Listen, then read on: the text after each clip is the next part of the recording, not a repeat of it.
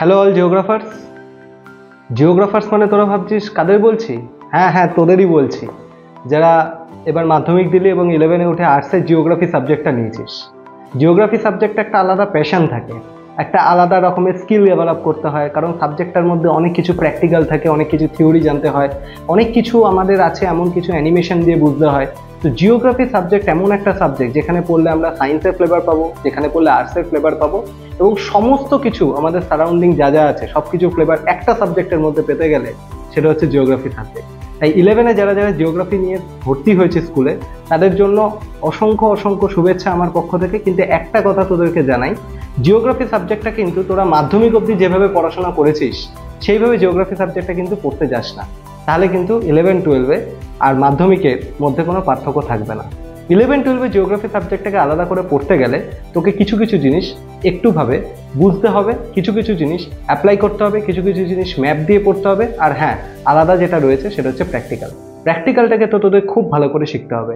এবার তোদের মধ্যে অনেকের প্রশ্ন, স্যার আমি তো ভূগোল নিয়ে পরবর্তীকালে এগোবই না, আমার এত জেনে লাভ।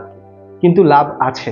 যদি তোরা ভূগোল সাবজেক্টটাকে ভালো করে না শিখিস 11 এবং 12-এ, দ্যাট মিনস এইচএসে কিন্তু তোদের ভালো মার্কস আসবে না।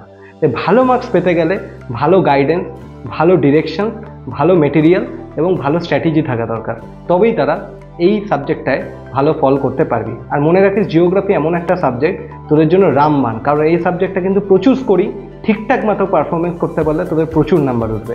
তাই তোরা যারা যেখানেই পড়ছিস না কেন, খুব ভালো করে পড়, খুব ভালো মেটেরিয়াল পড়, ভালোভাবে প্র্যাকটিস কর।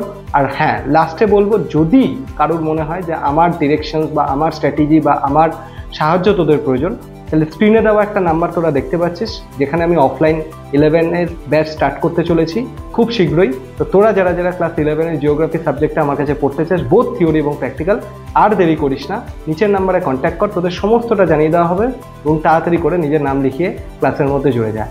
আমি তোদের একটা কথা বলছি, তোরা একটা মাস পড়ে দেখ, যদি তোদের সাবজেক্টটার প্রতি ভালোবাসা না থাকে, আমি তোদের গ্যারান্টি দিচ্ছি আমি পড়ানো বন্ধ করে দেবো। চল, ভালো থাক, সবাই খুব সুস্থ থাক এবং সাবজেক্টটাকে ভালো করার চেষ্টা কর। চল, বাই।